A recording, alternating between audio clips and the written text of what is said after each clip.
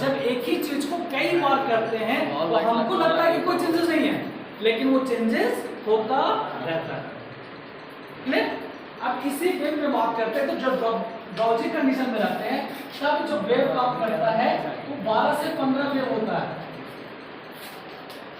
Second में, और जो बीटा वेव होता है वो होता है 30 से 60, और ये बढ़कर 15 से 30, 15 से 60 और 30 से 100 वेव पर सेकंड होता है।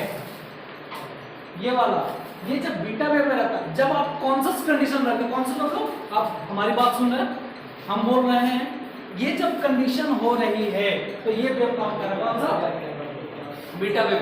लेकिन कुछ ऐसे कंडीशन होते हैं जिसमें आपका ब्रेन का स्ट्रेस लेवल बहुत ज्यादा हाई हो जाता है। जैसे जब आप मैथ सॉल्विंग क्वेश्चन कर रहे हैं, मैथ सॉल्व कर रहे हैं उस टाइम पर, या आप फाइटिंग कर रहे हैं किसी से, या आपके अंदर में सुसाइडल टेंडेंसी आ जाए, तब वो जो ब्रेन है वो क्या हो जाता है, कहां तक काम करता है, 30 से 100, और ये बीटा वेव कन्वर्ट हो जाता है किसमें, गामा वेव में। दैट मीन्स कहने का ये मतलब होता है कि गामा वेव में आने के बाद सुसाइडल कंडीशन या फिर किसी को मारने की टेंडेंसी, किल करने की टेंडेंसी क्या होती है, बढ़ जाती है। अभी आप लोग का 15 से 60 के बीच में हो, और डेल्टा वेव, इसका वेव होता है 1 से 5 वेव पर सेकेंड। ये कब होता है, अब इसी वेव को समझ लो बहुत आसानी से। जब आप कॉन्शियस कंडीशन में रहते हैं तब जो वेव काम करता है वो बीटा वेव होता है, लेकिन जब आप सोने जाते हैं तब आपका अंदर में ड्राउजीनेस कंडीशन तो आता ही होगा, आधा नींद में, तब जो वेव काम करता है वो होता है अल्फा वेव, ठीक है। और जब आप पूरी तरह सो जाते हैं तब जो काम करता है वो होता है बीटा वेव। अब यहाँ पर क्या 15 से 30 वेव पर सेकेंड, 8 से 12, ये बढ़ता घटता रहता है, 15 तक जाता है वेव पर सेकेंड, और ये आ गया 1 से, लेकिन सिर्फ इसी के अंदर में चेंजेस होते हैं, नो, सिर्फ ये जो ब्रेन है, वेव है, वो चेंजेस हो गए, लेकिन इसके साथ साथ आपका हार्ट बीट 1 मिनट में कितना बार धड़कता है,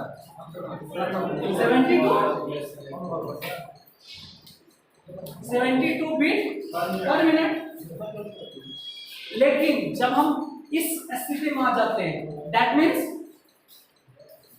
गहरी नींद, तब जो हार्ट का वेव होता है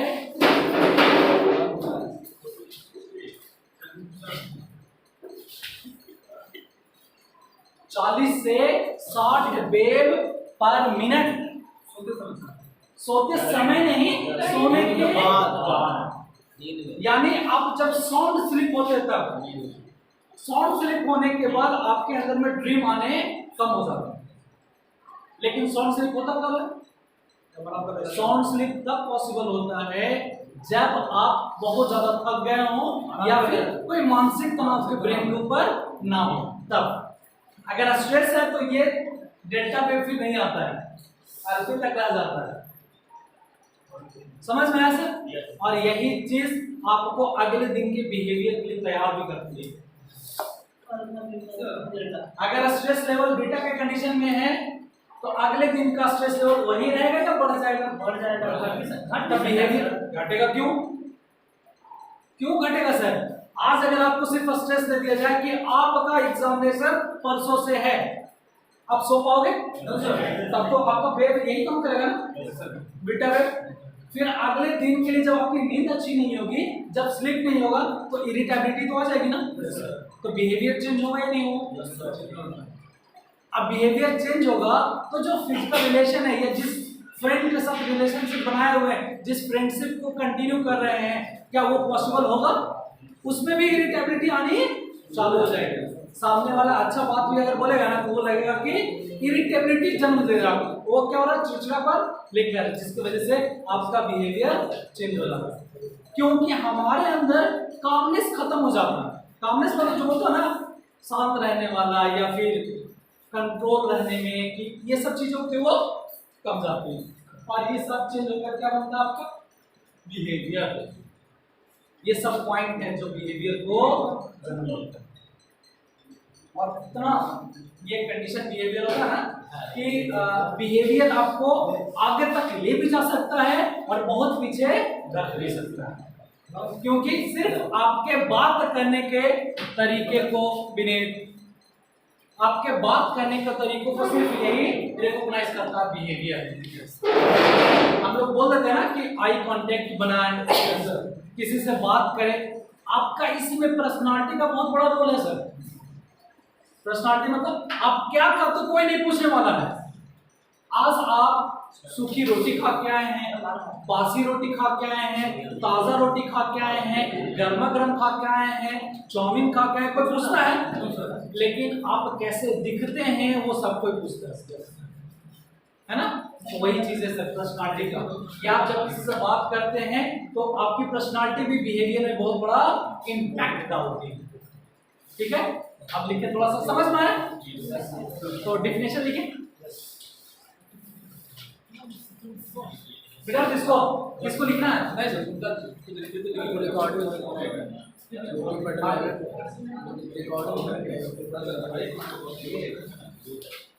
क्या हो, किसी का सवाल भी है तो पूछ सकते हैं।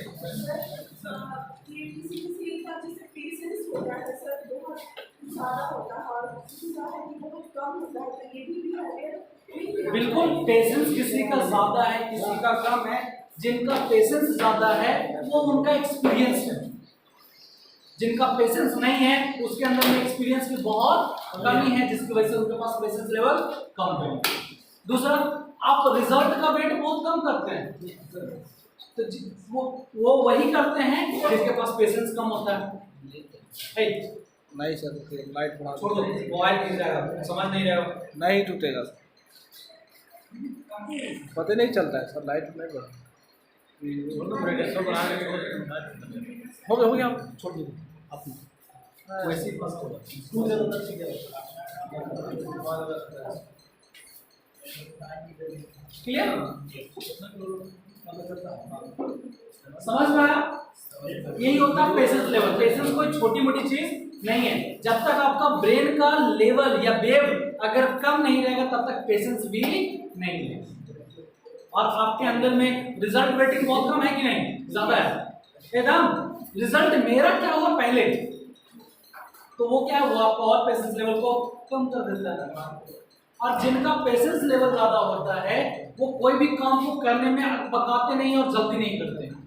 उसके पीछे का रीजन होता है कि अगर जल्दी करेंगे तो काम गड़बड़ा भी सकता है, खराब भी हो सकता है, और उसी काम को फिर से करना पड़ेगा, तो टाइम तो ज्यादा लगेगा ना। हो गया?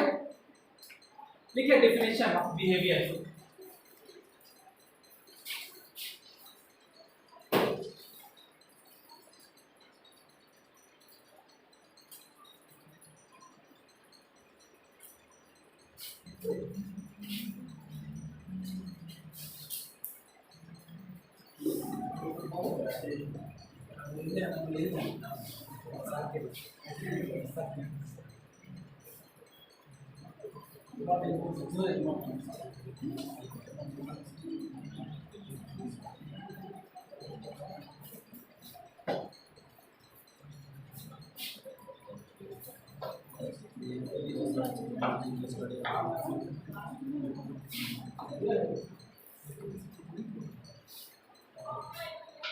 Behaviour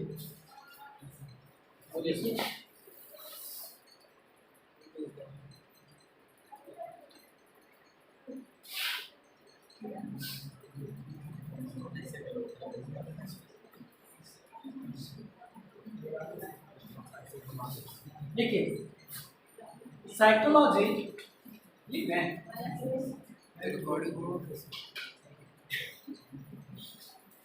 Psychology is the study of psychology is the study of human behaviour and human relationship.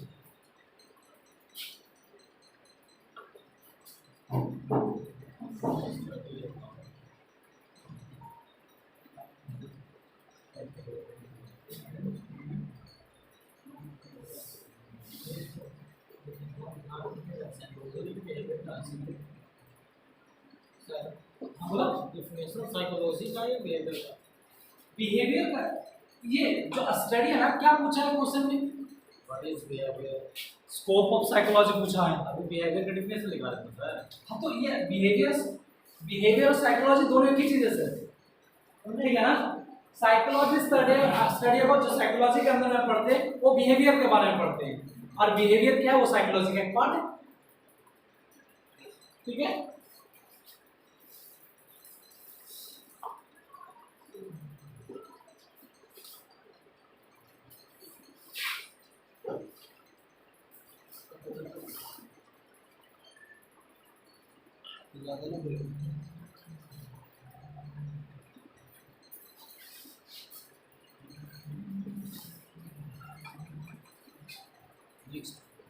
Next है इसी के अंदर में है, अब लिख लो स्कोप ऑफ बिहेवियर।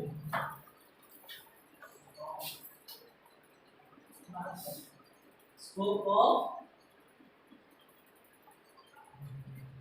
पॉइंट में सर। हाँ, अब जो भी आंसर लिखा होता है इन एग्जामिनेशन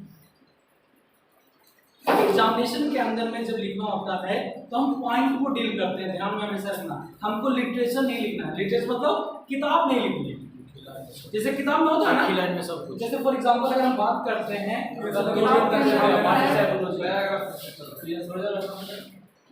ये यहाँ पर पॉइंट हुआ, फिर यहाँ पर स्कोप ऑफ लिखना मत बिहेवियर। अब यहीं पर कर दिए there are broadly divided into two categories। ये चीजें नहीं करनी है, इससे करने से क्या होगा, ऐसा लगेगा जैसे किताब ही छाप रहे हैं, ठीक है। इसको ब्रॉडली अगर कहें तो पॉइंट बना के लिखे तो ज्यादा बढ़िया है, लिखना यही है, ठीक है। अगर 2 नंबर में पूछ दिया जाए, 2 नंबर में पूछा व्हाट इज साइकोलॉजी, हाँ सिर्फ इतना ही करना। हाँ आप नहीं, कुछ और की जरूरत नहीं, कुछ और के चक्कर में बहुत सारी बातें दिमाग से निकल जाएगी, बस ये रखो। हाँ, इसी में तुम एक्सप्लेन कर सकते। कहाँ जा रहे जी?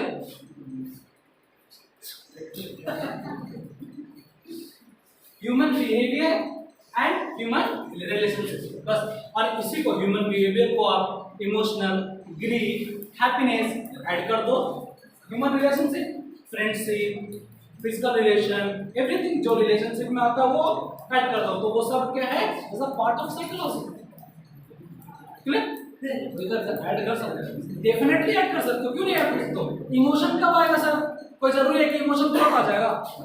जब तक हम किसी को पीटे ना तो इमोशन आएगा, जब तक किसी के घर में कुछ फिजिकल डैमेज ना हो तब तक ग्रीफ आएगा। बहुत लोगों को होता है, क्योंकि बाद में पता चलता है कि हमारी गलती है, इसमें लगता है कि उसको पीटना नहीं चाहिए। This is the realisation. पिटाने के बाद भी होता है, पिटाने के बाद भी होता हो हमको पिटाना नहीं चाहिए था।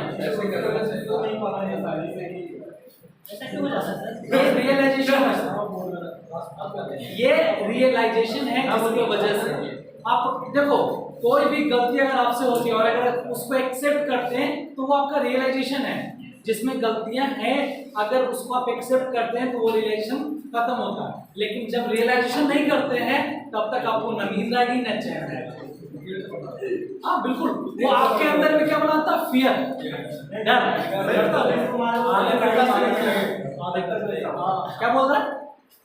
जिसको पीते हैं उसको जब तक नहीं बताएंगे तब तक अंदर लगता है। अब तो मैंने बताया ना, तब तक आपका रियलाइजेशन नहीं हुआ। अगर किसी को बता दिए तो रियलाइजेशन हो गया। अब रियलाइजेशन होने के बाद क्या होता है, सेल्फ सेटिस्फैक्शन होता है, खुद की संतुष्टि, वो आपको फिर सोने देती है। जैसे फॉर एग्जांपल, अगर आपने कभी चोरी नहीं की है और आप गलती से चोरी करते हैं और चोरी करने के बावजूद भी अगर गलत आंसर लिखते हैं तब आपके अंदर वो लगेगा, फियर रहेगा कि हमको चोरी नहीं करना चाहिए था, इससे अच्छा तो हम ऐसे ही लिख देते। और तब तक जब तक रिजल्ट नहीं आएगा तब तक आपके अंदर वो फियर बना हुआ रहेगा। अगर रिजल्ट पुअर आया तब फिर किसको ब्लेम करेंगे? किसी और को नहीं, सेल्फ को, क्योंकि आपके अंदर वो सेल्फ सेटिस्फैक्शन नहीं। ब्रेन कोई छोटा टॉपिक नहीं है सर, बहुत बड़ी टॉपिक है। कहने के लिए ब्रेन का वजन 300 ग्राम होता है, लेकिन इस 300 ग्राम के अंदर पूरा ब्रह्मांड है।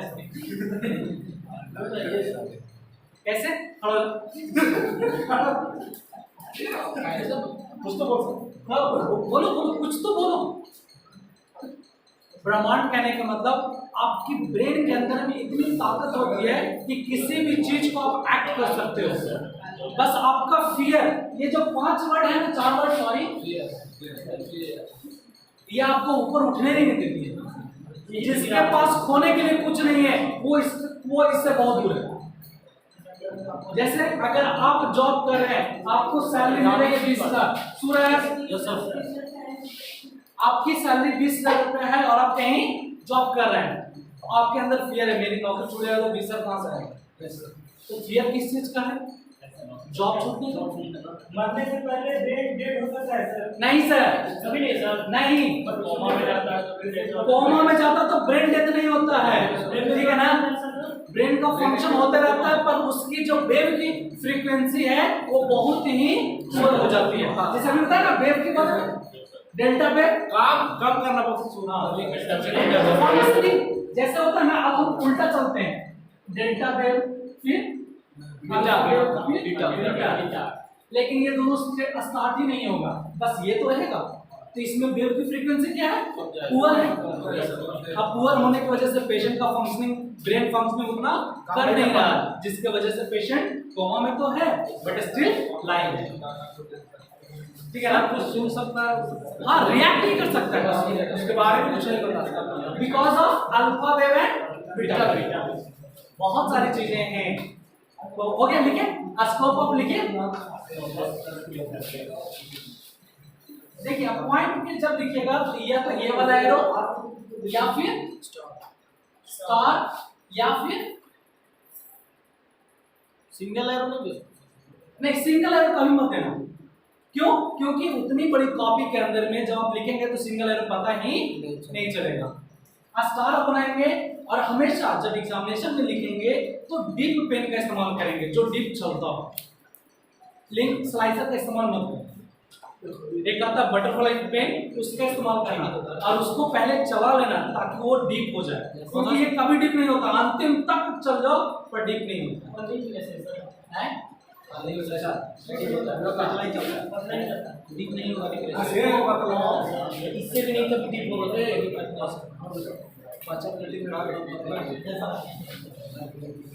क्या बोल रहे?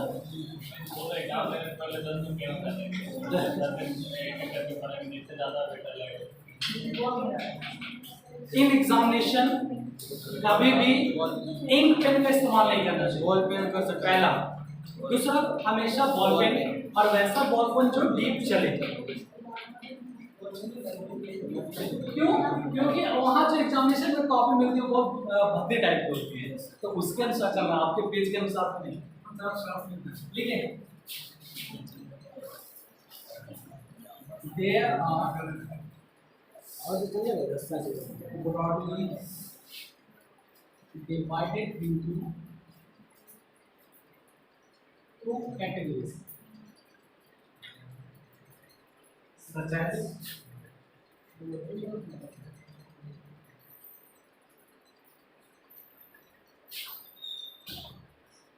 number 1,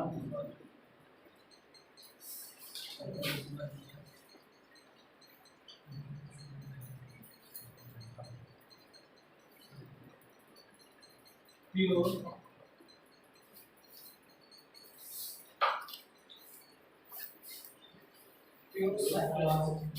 psychology, behavior,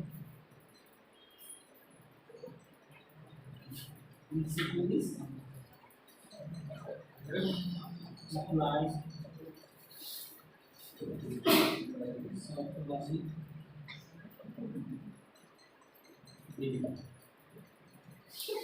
दो तरह के कितना मतलब पूछता है 10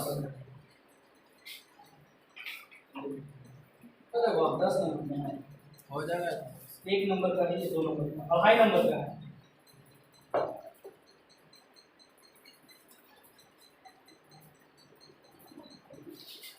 हो गया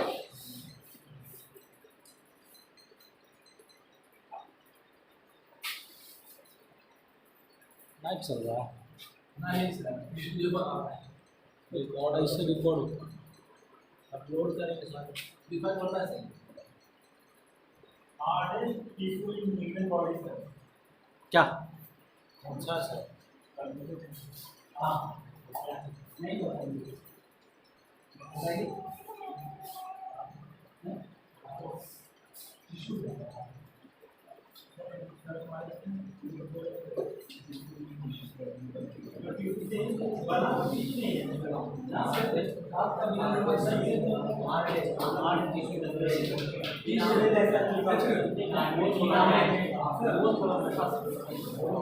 सर ब्रेन का वजन बताया ना बीतस का कितना बताया था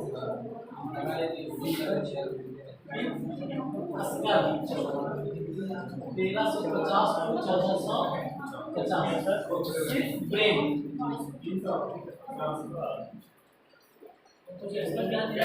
बीतस का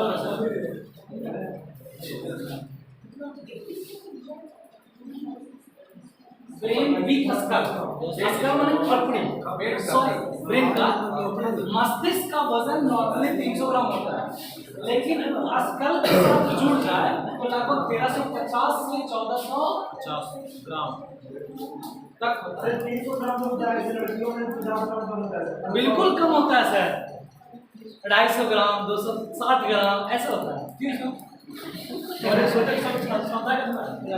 नहीं अगर कहा जाए तो फीमेल के ब्रेन जो होते हैं ना भले ही वेट कम हो लेकिन अंडरस्टैंडिंग बहुत ज़्यादा होती है बट इस्तेमाल कम होता है जिसकी वजह से कम जाता नहीं ऐसा होता है सर कि जो मतलब बच्चा जो डिलीवर होता है जैसे 9 मंथ्स होता है सर 9 मंथ्स में बच्चा जो है अपना ऑर्डर कंप्लीट कर लेता है लेकिन ऐसा होता है कि लड़का पूरा 9 महीना लड़की 9 महीना 10 दिन ऐसा क्योंकि बहुत एक्चुअली क्या होता है ना कि जो रिप्रोडक्टिव ऑर्गन का ग्रोथ होता है उसको होने में टाइम लगता है इसीलिए 9 महीना 10 दिन हो जाते हैं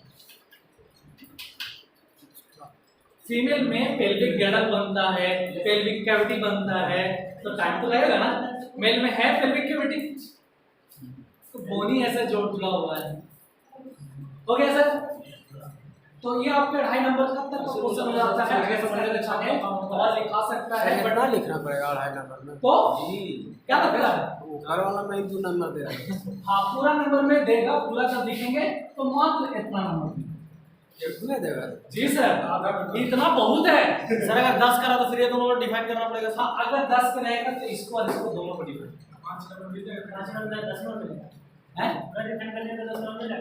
10 देखो कोई भी मार्क्स अगर पूछा जाता है तो 10 में तो 10 नहीं देगा लेकिन 8 9 7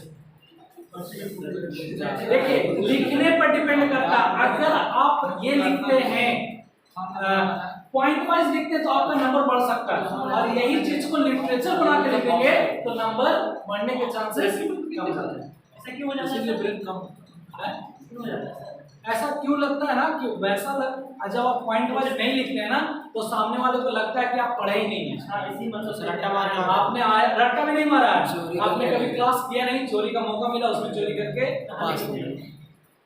चोरी करके पॉइंट बना देगा सर चोरी करके लिखा वहीं पे पॉइंट बना डेफिनेटली लिखने पता होगा तब तो सर बोला गया है नकल करने के लिए भी अकल की होना चाहिए पॉइंट बन जाएगा जी जितने क्लास कर रहे हैं बस उसी को पता है कि भाई उसको पॉइंट बना के लिखेंगे लेकिन जो क्लास नहीं कर रहा उनके लिए पॉइंट नहीं बनाना भाई चोरी करना तो जैसे जे आवे से लिख दो इसीलिए सबके लिए है कि आप एग्जामिनेशन दें तो पॉइंट वाइज डील करें जो वर्ड पूछा है उसका पॉइंट बनाए, उसके अंदर में लिखें। और हमेशा ध्यान रखना है, जैसे ये क्वेश्चन पूछा behaviour, question number 2, question number 2 और उसके नीचे क्या लिखना है, अब उसको आंसर डिफाइन करना है। हमेशा कभी भी ऐसा नहीं करना है कि क्वेश्चन लिख दिए उसके बाद आंसर क्वेश्चन लिख दिए ऊपर में और उसी के साथ आंसर भी ऐड कर दिए, वो नहीं। क्वेश्चन आप एक लाइन में लिखिए, दूसरा लाइन से आप ये एक लाइन को गैप कर दीजिए, वो ज्यादा बेहतर है। जो अक्सर लिखना जरूरी नहीं है, सिर्फ क्वेश्चन नंबर और उसका जो मेन पॉइंट पूछने का जो है, जैसे क्या पूछा, स्कोप ऑफ बिहेवियर, तो हमको स्कोप नहीं लिखना है, क्वेश्चन पूरा नहीं लिखना है, क्या लिखना है, ओनली बिहेवियर, क्योंकि मेन पॉइंट आपका क्या है,